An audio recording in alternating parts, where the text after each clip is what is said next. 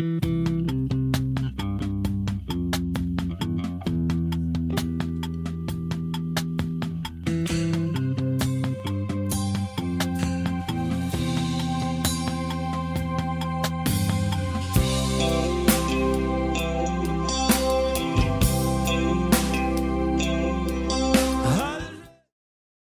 ¿qué tal? Soy Edgar Saldaña, psiquiatra, psicoterapeuta, y hoy vamos a entrevistar, estamos aquí en el consultorio de Rocío Arias.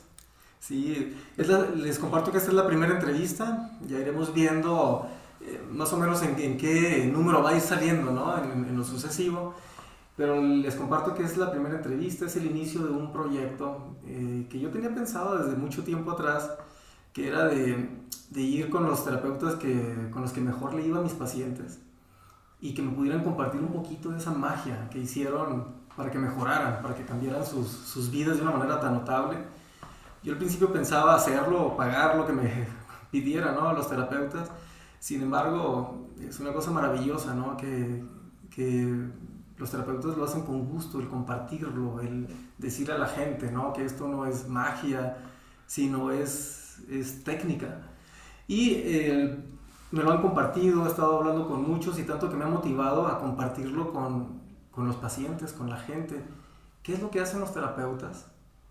¿Cuál es esa técnica? ¿Cuál es ese arte? ¿Cuál es ese don que comparten y que hacen que cambien las vidas, ¿no?, que se mejoren los síntomas de la persona y recuperen sus vidas?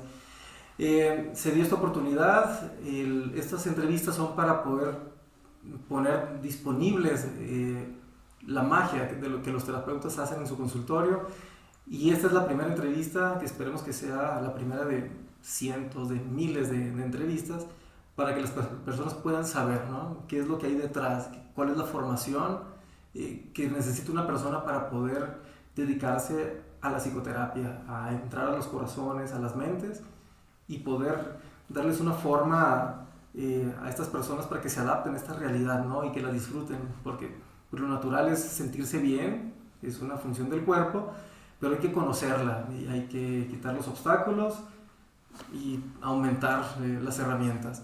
Entonces esta es la primera entrevista, estamos en el consultorio de Rocío. Les comparto que Rocío, estamos haciendo cálculos ahorita de cuánto tiempo tenemos ya compartiendo pacientes, y sí, quedamos que 3, 4 años, ¿no? Pero la cantidad de pacientes ha sido impresionante. Sí. Sí, muy bien. Rocío es psicóloga por parte de la Universidad Iberoamericana. Ella tiene una maestría en psicoterapia ericksoniana, que me encanta a mí el estilo de Erickson. Sí. Tiene su formación en sexología clínica y es maestra avatar. Nos irá platicando en qué consiste todo esto. Pero bien, entonces iniciemos. Rocío, muchas gracias por aceptarme aquí en tu consultorio. Gracias a ti. Sí, pues bien, Rocío, ¿qué nos puedes platicar acerca de tu formación? ¿Qué es la psicoterapia ericksoniana? Pues para que nos puedas explicar un poquitín eso que a ti te gusta, ¿no?, como tú lo ves y como tú lo compartes. Bueno, gracias por la entrevista, antes que nada. Estoy muy halagada de estar siendo entrevistada por ti, porque eres un colega que admiro muchísimo. Y bueno, con la oportunidad de darle a la gente, a todas las personas que nos ven, pues quitar y desempolvar un poco esta parte de lo que es la psicología o la psiquiatría, hacerlo ya más natural cada vez, ¿no? Pero bueno, me preguntas acerca de qué es la psicoterapia ericksoniana. Fíjate que es algo que le ayuda a cualquier persona a poder enfrentar su vida, porque lo vuelve como muy, muy natural. O sea, Erickson está basado en todos los procesos naturales que adquirimos desde que somos muy pequeñitos. Y lo ve como algo que vamos a reutilizar para darle a la vida de las personas lo necesario para poder estar y enfrentar cualquier situación de su vida. Sí, yo me acuerdo mucho de varios pasajes, ¿no?, de Milton Erickson. Sí. Pero Milton Erickson, recuerdo que es una persona que tenía poliomielitis, ¿sí?, en silla de ruedas, y pasaba por unos periodos de dolor horribles, ¿no? Sí. Entonces era una persona que verdaderamente, o sea, sí sentía el dolor, verdaderamente llegó a estar en cama sin poderse mover. Sí. Entonces enseña esto a las personas como a superar los problemas. Y Milton Erickson, o sea, es entonces yo había escuchado, ¿no? Que él le decían el mago, ¿no? Le decían el mago, ¿no? En la región donde él consultaba. Ajá, no me acuerdo si tal cual le decían el mago, pero era como un ser humano muy simple, muy, muy sencillo. Era alguien que, justo por la enfermedad que atravesó desde muy chiquito, se quedó postrado en cama meses. Entonces, una de las cosas que hacía es que solo observaba los gestos de las personas que lo visitaban, observaba como los movimientos, observaba, por ejemplo, le tocó ver a su hermanita alrededor de su cama aprendiendo a caminar. Entonces, él estaba constantemente recordando, ¿no? Y como ensayando en su mente. Entonces, es una de las herramientas que él utiliza para ayudar a las personas, bueno, que utilizaba para ayudar a las personas y que aprendí en su momento en la maestría, que era cómo reaprender a sacarnos de los peores momentos. Porque al final toda la historia, o sea, hay una historia grabada y esos aprendizajes naturales que han estado pues desde siempre. Sí. Ahora, ¿y tú las técnicas de Milton Erickson, dónde las aprendiste? Fíjate que, bueno, aprendí en la maestría, estuvo bien padre porque yo la verdad es que me aventé unos más o menos 5 años después de que salí de la universidad, sintiendo, porque dije yo, no me voy a aventar una maestría, digo, tengo muchos compañeros que respeto, pero luego se aventan la maestría saliendo de la universidad. Y algo que yo quería era poder realmente reconocer qué era lo que la gente necesitaba. Y me tardé más o menos 5 años. Porque yo empecé a trabajar luego en clínica, empecé con un colega tuyo que quiero muchísimo, que se llama Juan Carlos Maradiaga. Que hoy cumpleaños, por cierto. Ya sabía yo que se me estaba escapando el cumpleaños de alguien. Mandé felicitación a alguien más. Sí. Bueno. Pero me acuerdo que empecé con él y la verdad fue un súper maestro para mí porque supervisábamos casos y eso. Y entonces desde la parte psiquiátrica, yo desde la parte psicológica, fui viendo qué necesitaba realmente la gente, como que cuál es, desde mi perspectiva, lo que yo asumí como lo que la gente necesitaba, y me encontré al que era el director de la maestría en psicoterapia ericksoniana aquí en León, que se llama Toño de la Mora. Y me acuerdo que me lo encontraba en el gimnasio. Y siempre me decía, oye, Rocío, ya vamos a empezar. Y yo así de, no, pues que bien, mucha suerte, que les vaya muy bien, ¿no? Entonces, ¿estabas bien decidida a decir, no, todavía no, necesito saber qué me gusta, qué ahí necesita sí, la gente? Sí. Okay. Ahí sí ya me picaba un poquito, y yo me acuerdo que en algún momento yo misma tomé terapia ericksoniana. O sea, yo fui paciente de psicoterapia ericksoniana. Y en algún momento me compré un libro. ¿Cuando estabas en la formación como parte de lo académico? No. ¿O tú en lo personal? Yo en lo personal antes de la maestría, Ah. o sea, lo probé como paciente en algún momento y me gustaba el estilo. Y después, entonces me acuerdo que me compré un libro. Y ese libro lo utilizaba ya después ya como psicóloga lo utilizaba con mis pacientes. Entonces tenía la cosquillita y como que ya me empezaba a picar. Entonces cuando me encontraba a Toño en el gimnasio, me decía, ya vamos a empezar. Entonces un día dije, es el momento. Y me dice, tú como psicóloga no tienes que hacer el propedéutico, no sé qué cosa era. No lo tienes que hacer, ya entras directa. Y entré y fascinada, porque es lo siento, la psicoterapia ericksoniana la siento hecha para mí. Y la siento como, hay algo que dicen que es el tipo de terapia cortada a la medida del paciente. Entonces me gusta mucho que no encuadras al paciente como en el marco de referencia de algunas otras ramas de la psicología, sino que tomas como lo que el paciente trae tal cual para darle y brindarle y hacer la terapia a la medida de la persona con su situación y su problemática y con sus objetivos de terapia. Te comparto, ¿no? Que yo tengo la formación de terapia breve estratégica y una de las bases de las 3 pilares es Milton Erickson. Los maestros de la escuela de Palo Alto. Sí, estaban Wickland. No me acuerdo cuál era el otro que estaba yendo.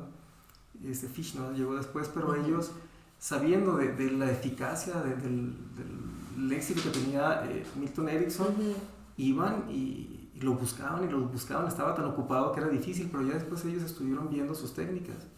Y una de las bases más importantes era que Milton decía, hay que adaptarse, o sea, el terapeuta debe adaptarse al lenguaje del paciente y no al revés, hacer que el paciente se adapte al mundo del terapeuta, ¿no? Uh-huh.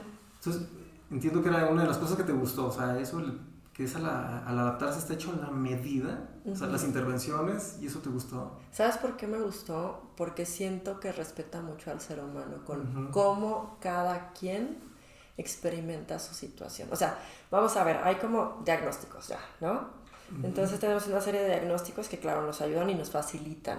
Yo no suelo diagnosticar mucho porque siento que encuadro a la persona, pero cuando la persona necesita el diagnóstico, sí, por supuesto, ahí está el diagnóstico, uh-huh. ¿Sí? Porque a veces hay personas que dicen, ok, ¿y cómo se llama lo que tengo, no? O cómo se come, o cómo, ¿no?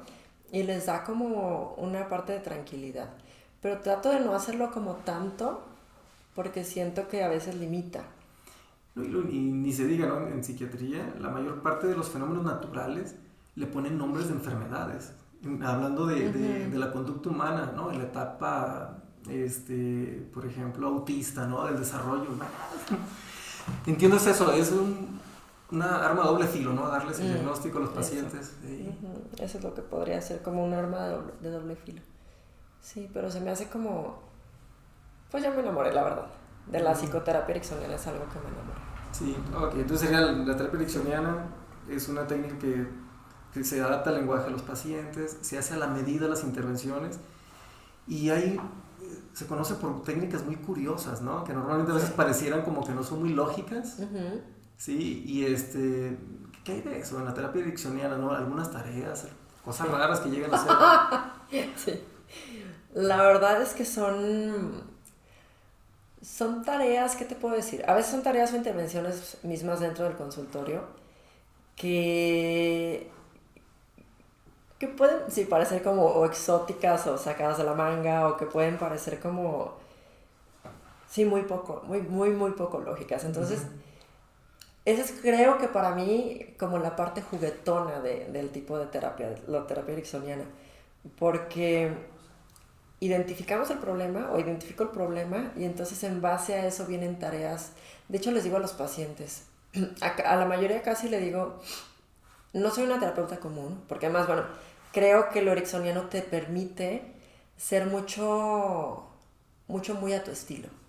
Entonces, cada psicoterapeuta ericksoniano aparte agrega su estilo, porque además va a hacer muchas intervenciones desde tu propia vida como un ejemplo, ¿sí? Entonces les digo que muy posiblemente les voy a pedir que hagan cosas muy raras. Uh-huh. Entonces hay a quienes les digo, ¿sabes qué? ¿Qué tan dispuesto estás? ¿Qué estás dispuesto a hacer para salir de esto? Lo que sea. Les digo, ¿estás seguro? Lo que sea. ¿Qué me dicen? ¿Sí? Entonces les pido que escriban. Para poder alcanzar mis objetivos de terapia o en la intención de alcanzar el bienestar, estoy súper dispuesto a hacer lo que Rocío Arias, psicóloga, me pida. Y entonces sí. Si quieres te cuento algún ejemplo.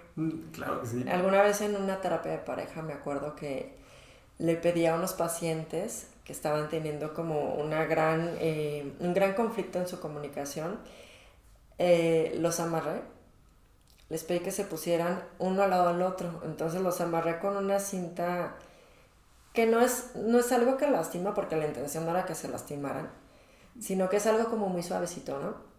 Pero les pedí que se amarraran. ¿Cinta de las autoadheribles o nada más una cinta como una cuerdita? No, si supieras de dónde la saqué. Sí. No, bueno, era una cinta de esas que pones, haz de cuenta, en el mosquitero, lo que pones entre el mosquitero y el vidrio. Entonces es algo como de plastiquito. Ajá. Yo me iba a asegurar de que no se lastimaran, obvio, ¿no? Pero entonces los amarré uno con otro y luego sobre sus piernas, ¿no? Entonces tenían que ponerse de acuerdo y esforzarse un montón. Y los saqué a darse la vuelta a la manzana. Amarraditos. Sí. Entonces... Tú decías, ahí firmaron. Sí. Lo que Rocío diga. Sí, y les dije, ¿ustedes estuvieron de acuerdo? ¿Están de acuerdo con hacerlo? No, pues que sí. Entonces la intención era esa, ¿no? Que ellos pudieran, al final de cuentas se tenían que poner de acuerdo. O sea, sí o sí se tenían que poner de acuerdo para dar la vuelta a toda la manzana Sí, si no se caían, si no se iba por un lado, otro para el otro. Sí. Y lo interesante es que tuvieron la disponibilidad de seguir la instrucción. Y entonces cuando llegaron estaban mucho más tranquilos, estaban con otro tipo de lenguaje, o sea, ya entre ellos una mucho mejor comunicación. Entonces, sí. Fue toda una experiencia, ¿no? Pues imagínate. O sea, vivirlo juntos. Y además yo no estaba aquí en el consultorio, estaba en otro que estaba enfrente de la Salle, entonces en hora pico.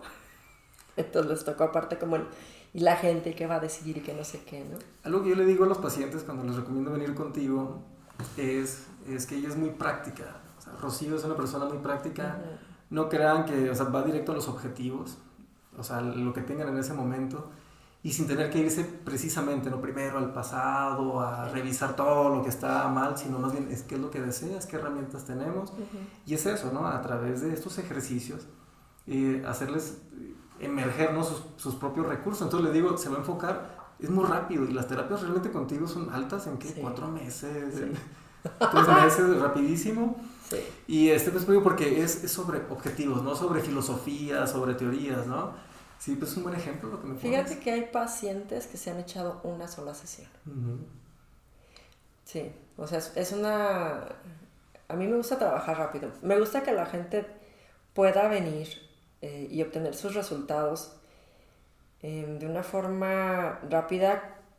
Obviamente en algún momento de su proceso puede ser que toquen directamente heridas de su historia, pero es parte como de, ¿cómo decirte?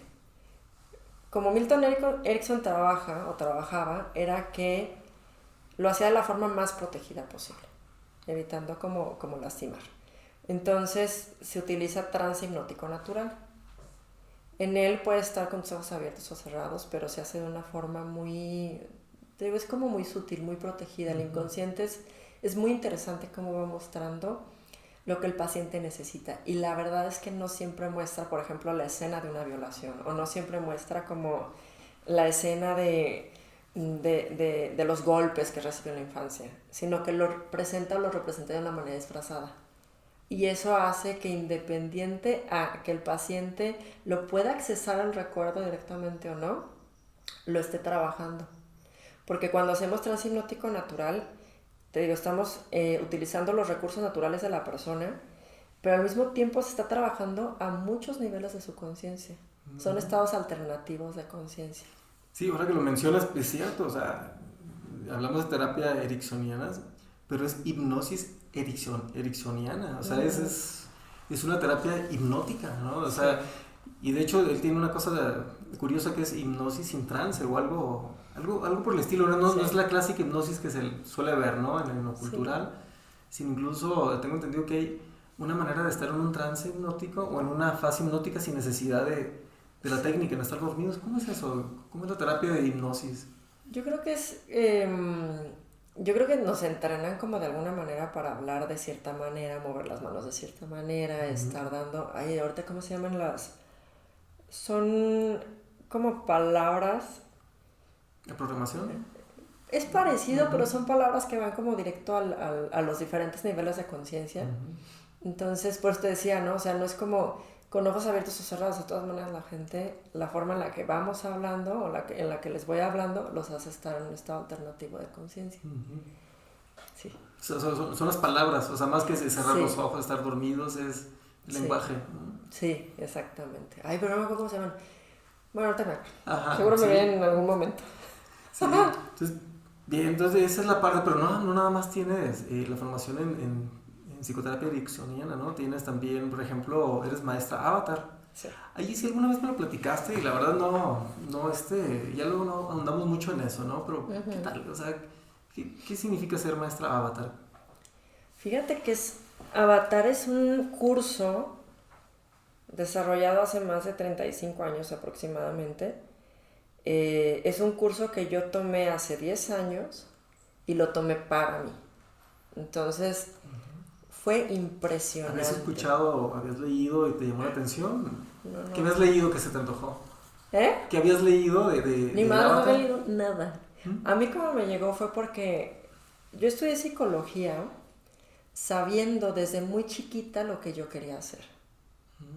Entonces te cuento un poquito la historia. Sí. No se cuenta. No me acuerdo en qué año de la primaria, porque ni siquiera me acuerdo. Pero me acuerdo que nos dijeron esto de Hitler. Y yo, sí, o sea, yo no te voy a negar que sentí morbo, sí sentí morbo. O sea, yo dije, no manches, ¿qué onda con esta persona que se echó una super bola de gente y cómo se las echó? Pero algo súper peculiar me empezó a pasar. ¿Tú te acuerdas a qué edad nos hablan de Hitler? ¿Desde En la qué primaria, edad? ¿no? Yo me acuerdo que en sí, historia universal, en mi caso, en mi pueblo, fue en secundaria, pero Hitler era bien famoso, o sea, así que mataba gente, cosas así. A ver, pues ahí te va. Me acuerdo perfecto que me impactó muchísimo porque yo decía, algo que empecé a buscar es, ¿qué le tuvo, o que me preguntaba y reflexionaba, qué le tuvo que pasar a ese ser humano? ¿Qué le tuvo que pasar en su historia para que él hiciera lo que hizo? O sea, ¿quieres entender qué lo llevó? O sea, yo decía, ¿qué lo marcó? ¿Qué fue esa herida? ¿Qué fue esa infancia? ¿Qué fue? Pues estaba yo bien chiquita. Entonces, ¿ya pensabas en Sí. un nivel consciente muy Yo creo que amplio? estaba yo como en el América o algo así. Porque yo me acuerdo perfecto. Yo era bien traviesa de chiquita. Y bien platicona. Entonces me acuerdo que empecé a dedicar como mis recreos. Imagínate eso para una niña traviesa. Es mucho.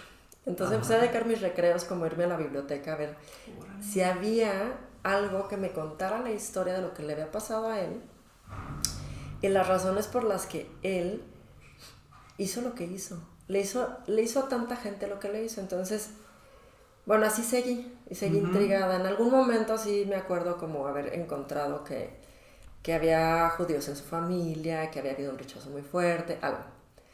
Entonces después me acuerdo mi primer novio de secundaria, que iba al psicólogo. Sí, porque en la primaria ya había tenido otros novios. No me acuerdo. No me acuerdo si tuve nombres en la primaria. Ah, sí, ya me acuerdo. Pero bueno, me acuerdo que uno de los primeros novios que tuve en secundaria me platicaba que iba al psicólogo. Y yo así como de, ¿y qué haces ahí? Cuéntame, ¿no? Ponte tú que tenía 15 años yo. Entonces me decía, bueno, pues voy y platico y entonces, y me dicen y me dan otro punto de vista y no sé qué, ¿no? Y yo así de, wow, qué padre. Entonces dije, así se llama lo que quiero estudiar. Ajá. Ese chico sí iba, o sea, con la voluntad, ¿no? Con el psicólogo le gustaba, es que la mayor parte los manda. Sí. O que tu noviecito iba con gusto. Pues no sé si iba con gusto, pero pues iba y me contaba, ¿no? Entonces me daba la retroalimentación, ya se fue como yo supe cómo se llamaba lo que quería estudiar. Ah, bueno, y entonces después me he pasado como que toda la vida, a partir de que estudié psicología, que me fascinó, me he pasado toda la vida como buscando recursos y cosas o herramientas que le ayudan a las personas a superar, porque yo decía, es que ¿por qué tanto sufrimiento? O sea, ¿por qué tenemos que experimentar tanto sufrimiento? Entonces, pues hice un curso en terapia floral, hice un curso en aromaterapia, o sea, yo dije cualquier cosa que le sume, ¿sabes? Entonces hice como cursos como temas en el enfoque espiritual y así, ¿no? Me fui. Entonces estaba yo una vez platicando con una prima hace 10 años, hablando por teléfono con ella vive en Estados Unidos. Me dijo, ¿en qué andas? Entonces le conté, estoy haciendo este curso, estoy haciendo este otro curso, no sé qué. Y me dijo, oye, yo creo que esto te podría interesar. Se llama Avatar y yo. ¿Qué es eso? Suena rarísimo, ¿no? O sea, sabiendo que tú eras curiosa y te gustaba saber, tu prima fue la que te dijo, pensó en ti cuando supo de Avatar, ok. Sí, y ella fue mi maestra Avatar. Entonces, ella es americana, y pues es un curso al final de cuentas que, pues yo creo que no tiene o sea, no sé, en México, o maestros avatares en México, no, ahorita sí ya son muchos más, pero cuando yo empecé pues no se sentía tanto como el peso, pero me fui a hacer el curso hace cuánto, me hicieron una introducción con unos ejercicios y a mí me sorprendió muchísimo lo que encontré. Entonces tuve un descubrimiento que de verdad es que ni en terapia ni en como otras técnicas había yo accesado a ese punto en mi conciencia. Entonces dije yo, quiero saber qué es esto. Sí, oye, que eras curiosa, ¿no? Habías probado y esa te sorprendió. Sí. Me dejó con el ojo cuadrado. ¿Qué es? ¿Qué sucede con ser avatar o eso? ¿Sabes qué? Son herramientas para explorar la conciencia. Entonces, al final de cuentas, la conciencia que yo concebí a partir de la carrera se quedó chiquita. Y entonces conocí mi propia conciencia explorando con estas herramientas y teniendo descubrimientos y además fácil, rico, súper disfrutable. Son herramientas que tienes ahí, pues ahí las tienes y las puedes explorar en lo que quieras, en cualquier aspecto de tu vida, en cualquiera. Entonces sirve para cualquier ser humano, de cualquier tipo de religión, de cualquier edad, de cualquier... ¿Sí me explicó? Está muy interesante. Ese descubrimiento de la conciencia, por ejemplo, así como lo viviste, es con algo vivencial, o sea, con el curso, o ya en el consultorio, tú puedes ir llevando a un paciente a descubrir su conciencia a ese nivel. Te voy a decir algo. Lo viví vivencial, o sea, lo experimenté en mí, como la mayoría de las cosas que yo le ofrezco a un paciente, lo experimento yo. Pero después, sí hay pacientes que si no les basta o si no es como que si en algún momento determinado en su vida quieren ir un poco más allá, sí, por supuesto que les digo, sabes que yo soy maestra de este curso y si te interesa, de verdad, con mucho gusto, porque para mí es un regalo para la humanidad. Y consiste en, ya cuando dices, sí, llévame, o sea, ayúdame a mejorar mi conciencia con lo que sabes. ¿Y cómo se es en el consultorio? No, ahí te va. Bueno, yo hice el curso y después de un año hice el curso de maestros porque seguía súper curiosa, ¿verdad? Entonces, con Avatar la curiosidad nunca se acaba. Entonces, bueno, hice la maestría en el curso Avatar y como maestra Avatar tienes unas herramientas diferentes. Entonces, lo que haces es que puedes acompañar a un ser humano apreciando sus creaciones o apreciando su conciencia.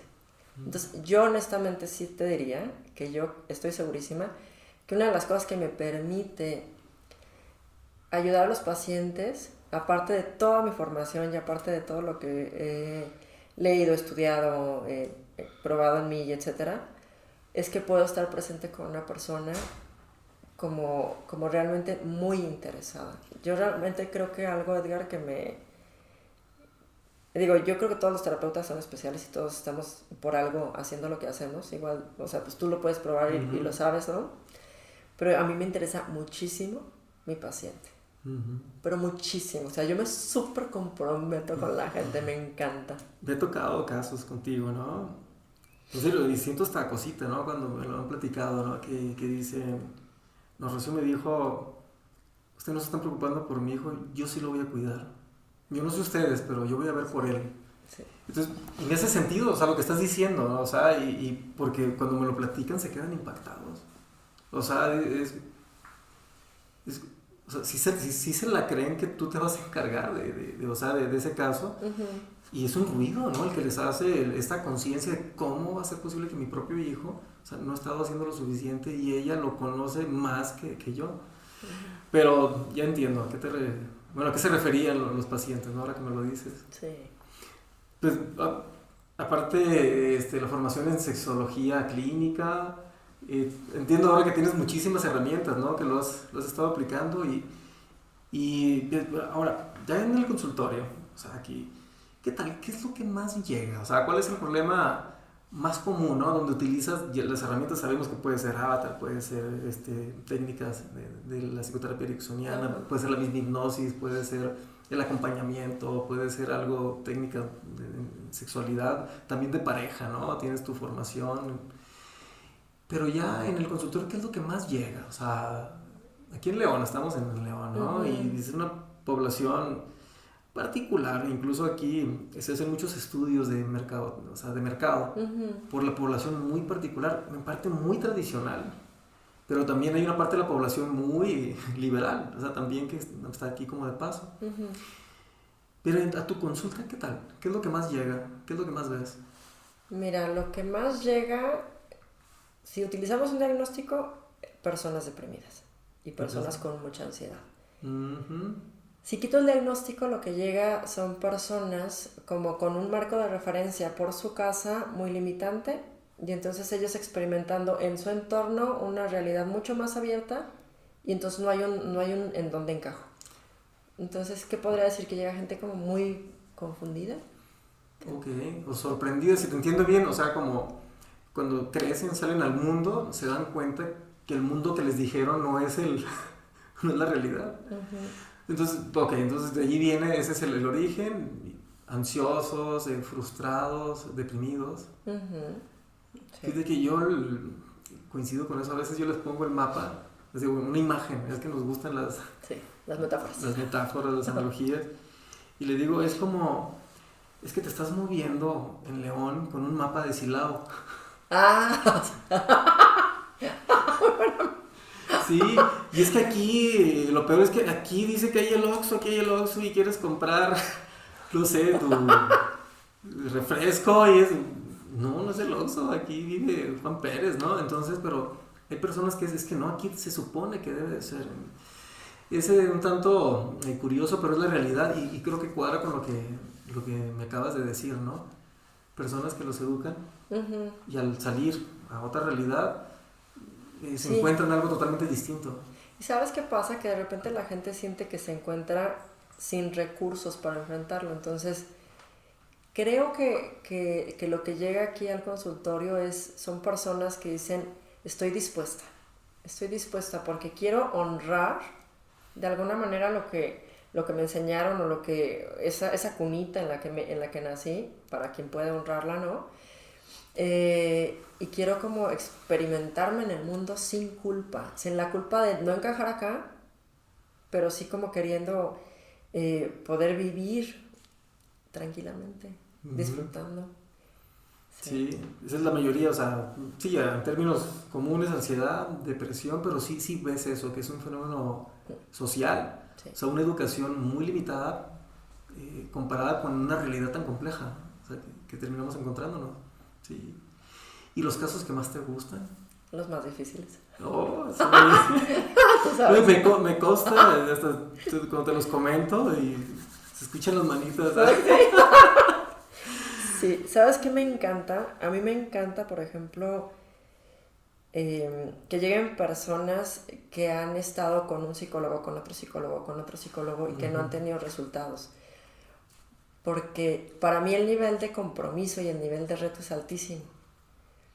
Pero como está mi corazón puesto en la intención de ayudarlos y está el compromiso de la gente por ser ayudados, entonces creo que se hace una mezcla, como un mix como efervescente. Yo te podría decir que es como una sensación efervescente que les da esa esperanza, esa posibilidad de alcanzar cosas que no habían podido alcanzar. Me encanta que me mandes casos difíciles.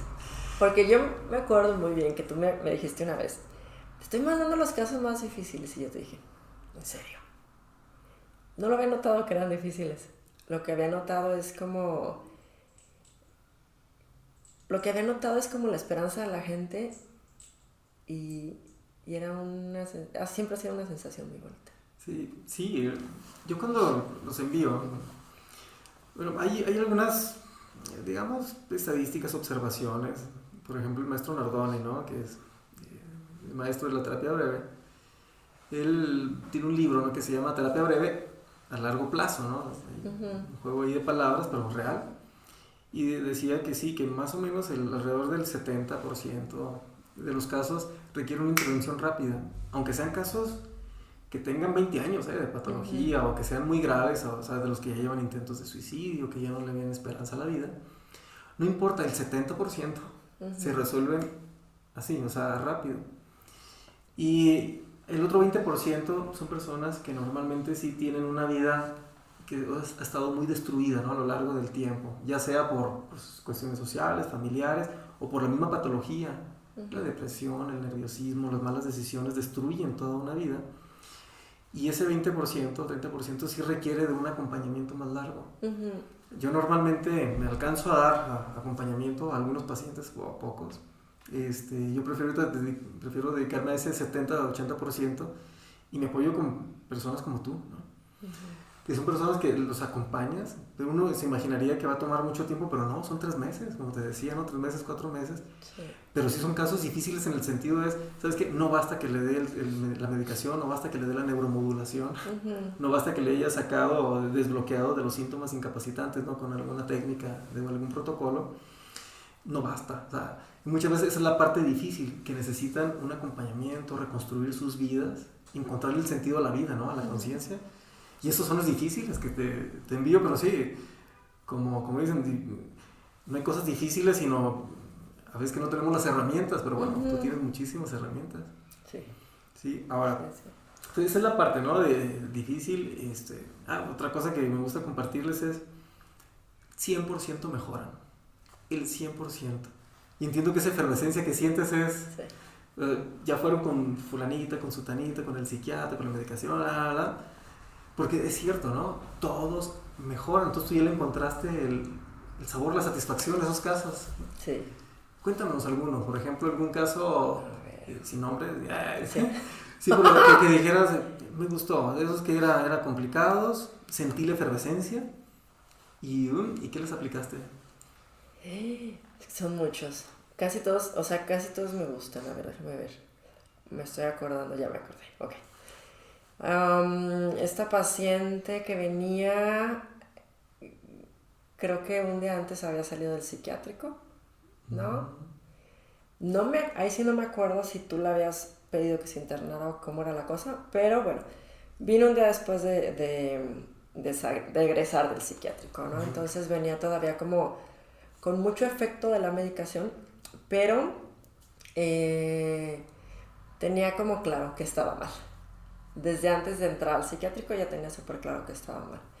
Entonces, poquito a poquito, bueno, definimos qué eran sus objetivos de terapia y después yo creo que la siguiente sesión ya estaba como más presente, mucho más presente, como que se fue regulando lo que le estaban dándole para medicación, ¿no?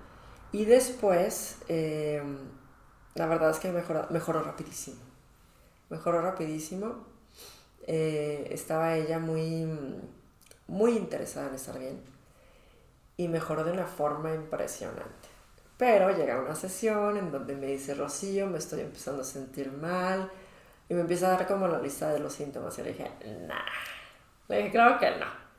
Le dije, a ver, dame las ganancias secundarias de las cosas que te pasan cuando tú estás mal. Y entonces me dijo un montón de cosas, ¿no? Me dijo, bueno, yo tengo atención por parte de mi esposo, no tengo que llevar a mi hijito a la escuela, mi mamá me apapacha muchísimo. Y le dije, ok. Entonces hicimos una lista, ¿no? Y le dije, todo lo que tú ganas estando enferma, escríbelo. Y entonces la hice poder ver que no necesitaba estar enferma, ni enfermarse, ni regresar a los patrones anteriores para lograr toda su lista. Le dije, mira, de cada uno de estos puntos, ¿qué necesitas? En primera, si lo unimos en un solo objetivo, lo que necesitas es darle peso a tu voz. Y poder pedir lo que quieres. Entonces, ¿qué vas a hacer? Te sientas y hablas con tu esposo y le dices, ¿sabes qué? Esto como de yo llevar a mi niño a la escuela no es algo que me guste. Podemos intercambiar con alguna cosa y entonces lo haces tú y yo hago otra cosa.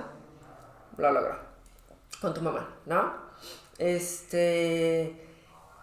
dile que al final de cuentas quieres que esté muy atenta a ti, quieres que cuando vayas a su casa sentirte especial.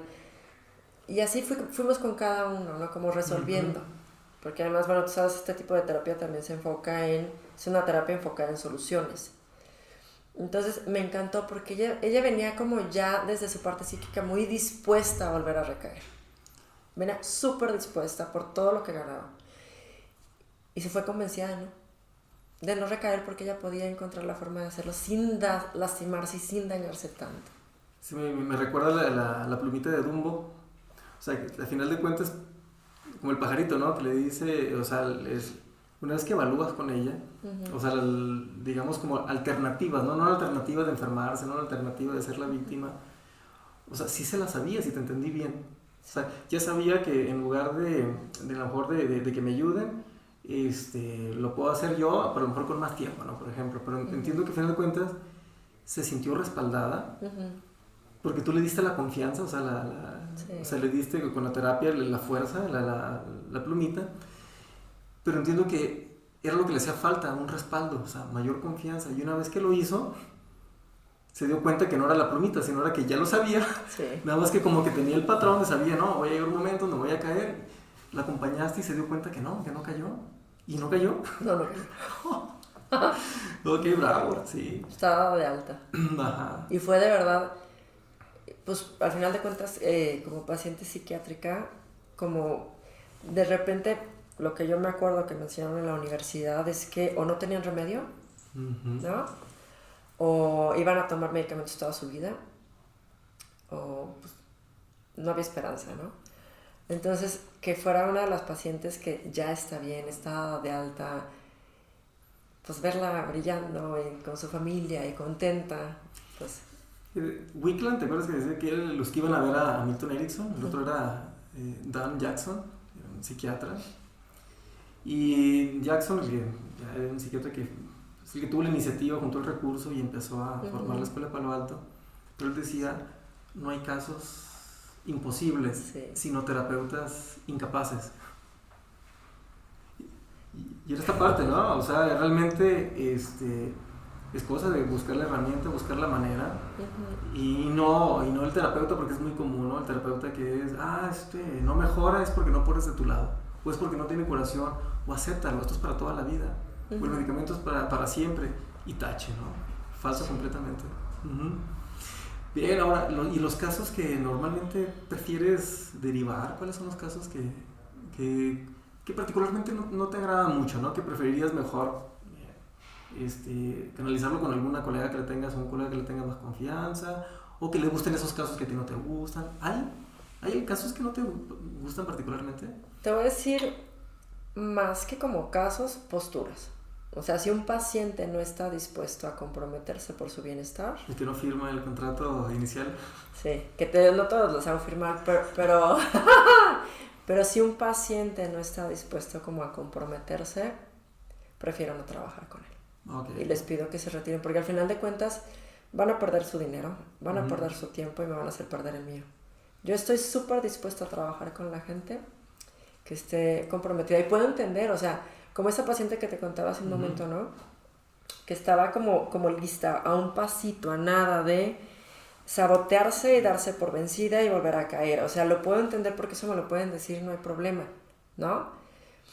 Pero de eso a rendirse, esa es la gente como con la que no... Entonces, me lo pueden decir y juntos encontrar la estrategia para estar en su bienestar pronto. Pero sí les digo a veces, hay algo que les digo que me encanta. Me dicen, tengo ganas de tirar la toalla. Le digo, tírala. Nada más aquí a un ladito para que la puedas recoger al rato. Pero tírala donde la veas, ¿no? Sí. O sea, está bien. Sí, o sea, porque todos tenemos momentos donde podemos tener esos bajones.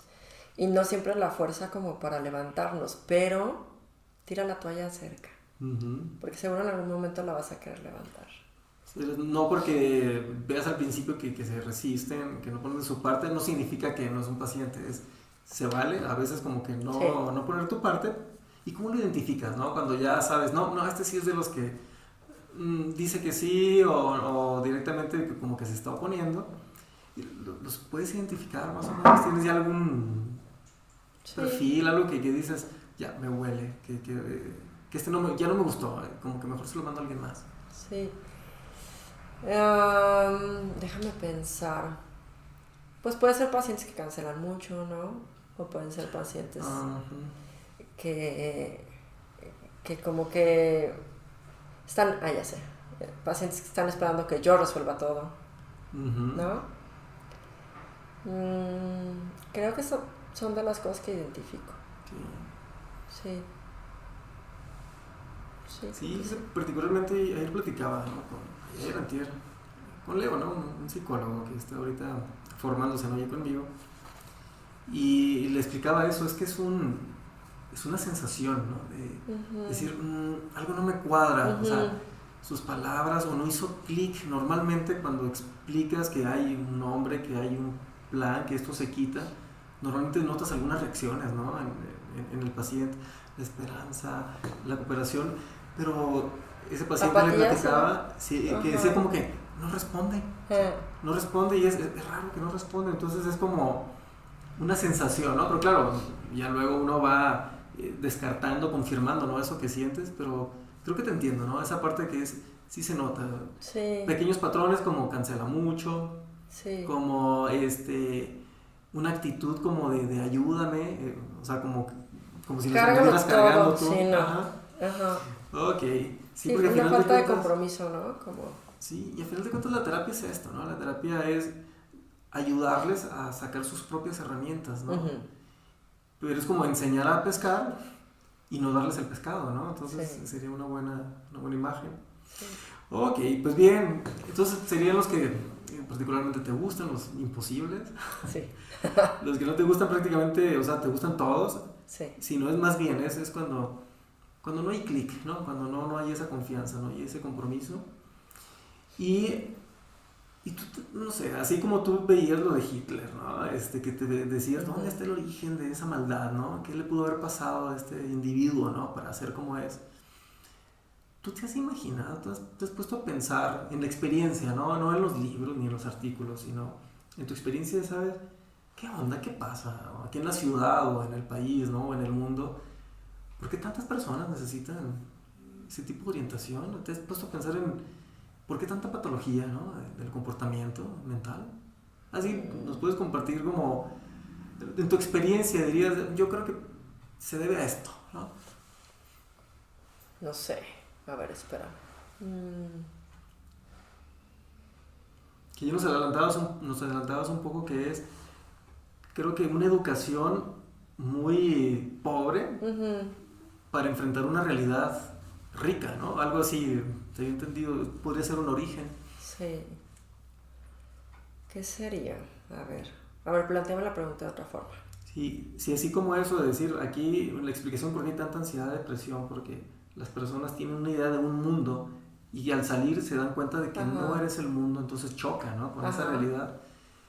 Es un ejemplo, ¿no? Que puede ser el origen de muy buena parte de ansiedad, depresión, algo así, no sé si... Es que sí, o sea, creo que mucho se basa como en la expectativa que traemos, sea buena o mala. O sea, porque al final de cuentas podemos traer la mejor expectativa desde casa, o podemos generarnos la peor expectativa desde la experiencia de la infancia que tuvimos, pero de todas formas generamos, es como un mundo interno de lo que creemos que tiene que ser nuestra vida y no es, ¿sabes? Uh-huh. Y un mundo interno y externo al mismo tiempo de lo que en nuestro entorno, pareja, hijos, compañeros, padres, esperan que vivamos. O sea, es como una mezcla, como si fuera un rompecabezas que haz de cuenta. Tú tienes la caja y lo dejas caer y de repente se desmadra todo. Y dices, ay, o sea, y como si te pusieras frente a él y no supieras que lo puedes armar o sabes que tienes que empezar por las orillitas porque siempre es más fácil, ¿no? Pero, no sé, es como... Eso yo creo que es una pregunta para mí difícil de contestar, pero lo que creo que pasa, sí siento que tiene mucho que ver con las expectativas o con la infancia que de repente no ayuda o que, no sé. Sí, o sea, como generar de alguna forma así un deseo desde la familia, desde la educación que tuviste, de que Sí. las cosas sean de una forma, pero no es como te educaron, ¿no? Como tu deseo te lo ordena. Sí. Uh-huh. Entonces como que son choques, ¿no? Choques, al final choques con la realidad, ¿no? Choques con nosotros. Con nosotros y con lo que esperamos que sea y no es, y como esta parte, ¿no? Como de que las mujeres siempre tiene que haber una pareja, porque si no una pareja y además eres mamá, entonces no vas a alcanzar la felicidad. Y dices, híjole, o sea, pues entonces ¿en dónde encajo, no? Porque tiene que haber el esposo y tiene que haber los hijos y tiene que haber... Y de repente, si no eres ni madre, si no eres ni esposa, si no eres... ¿Dónde está la felicidad? Creo que sí tiene que ver mucho con expectativas y como con arquetipos y con la parte de esa realidad externa y de esa introyección o de esa fantasía que nos hicimos y el choque. El choque con lo que no está haciendo y que necesariamente no es que tenga que ser para que la felicidad esté. Pues creo que va por ahí. Sí. Es que es muy variable, es muy variable. Sí, me recuerdas el ejemplo del mapa, ¿no? O sea, como que crecemos con unas ideas y resulta que donde nos estamos moviendo no es, ¿no? No, o sea, esa educación, esas expectativas, es una realidad que no corresponde, ¿no? Frustración, desilusión, Sí. choques, ¿no? Con esa realidad. Mucho, ¿sabes qué? Las creencias. Creo que las creencias que absorbemos cuando somos muy pequeños, que las absorbemos como sin poder identificar esto está bien, esto está mal, las creencias que se quedan como tatuadas en nuestra piel, creo que pueden tener un choque muy fuerte en cada etapa de la vida de un ser humano. Porque bueno, en Avatar, Harry Palmer, que es el que creó estas técnicas, estas herramientas, dice que experimentamos nuestra vida en base a las creencias que tenemos. Por ejemplo, si yo creo que la vida es fácil y esa es mi creencia, entonces experimento la vida fácil. Si yo creo que la vida es difícil, pues la experimento difícil, ¿no? Entonces sí creo que también tiene que ver con las creencias. Sí. Aparte de toda nuestra experiencia como previa y luego lo que sigue marcando. Sí, también creo que está. Okay. Pues bien, y ya la última parte, ¿no? Para que nos compartas, es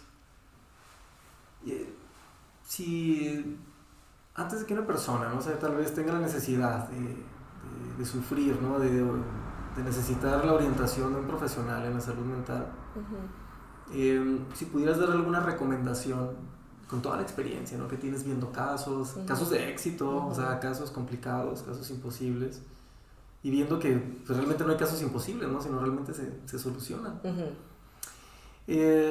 ¿Alguna recomendación que le podrías dar a la gente, a las personas que nos lleguen a escuchar y que aún a lo mejor están llegando a sentir la necesidad de la atención, o que quisieran más bien prevenir, ¿no? Es decir, yo sé que sí sucede en muy buena parte de la población, y si en mis manos estuviera evitar algunos de esos tropezones, algunas de esas piedras, estaría padre que alguien me lo diga, ¿no?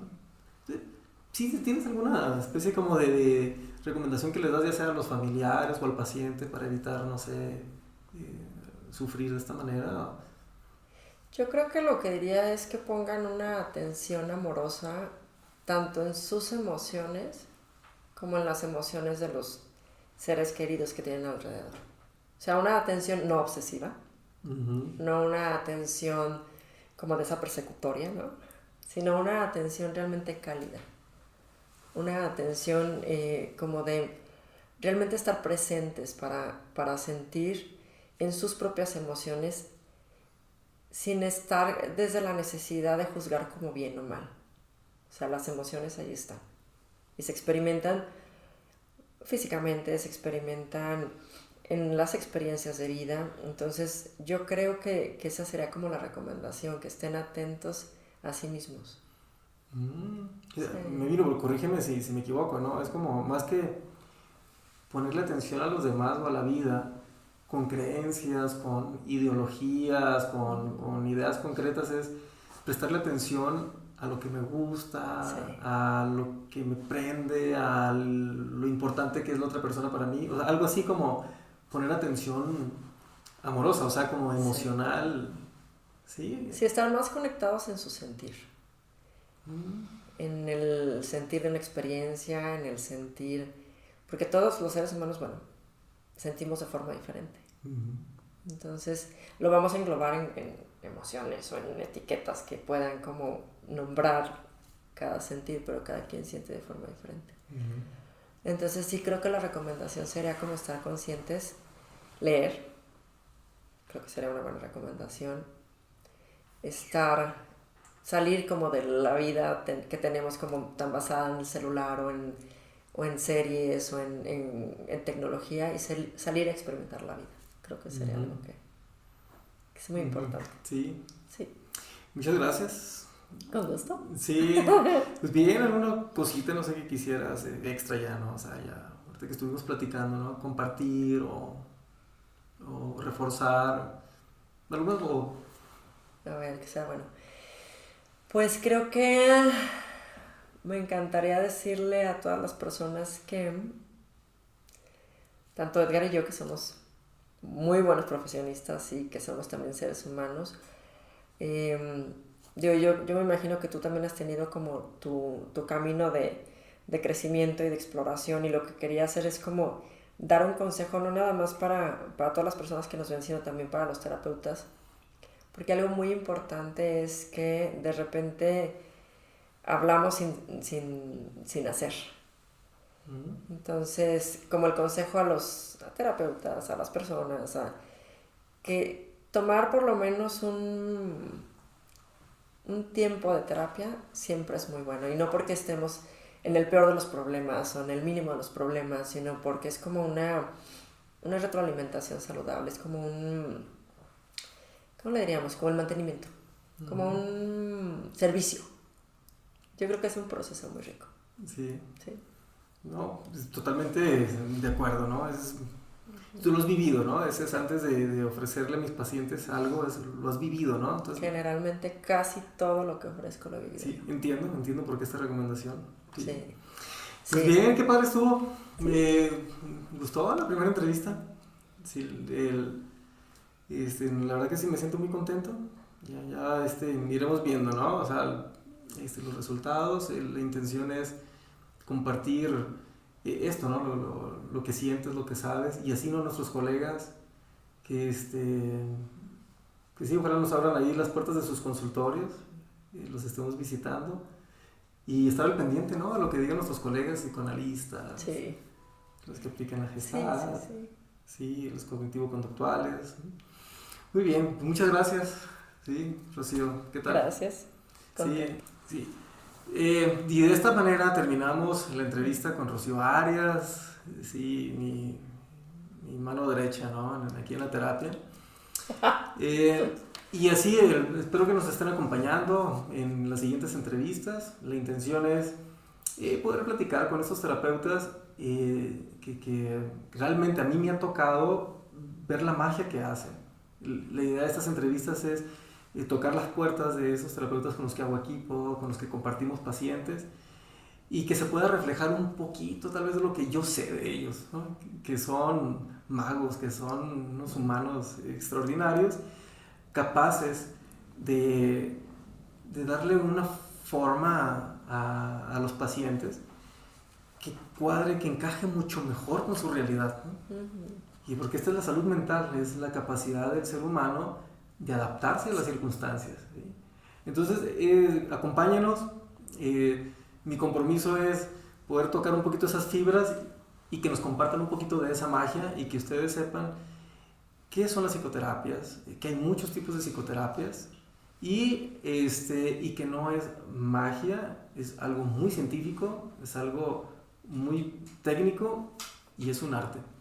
Entonces, nos vemos en la próxima. Lo natural es sentirse bien, dice un chino de la Baja Sur. Empatizar sin mirar con quién, la raza es de bronce.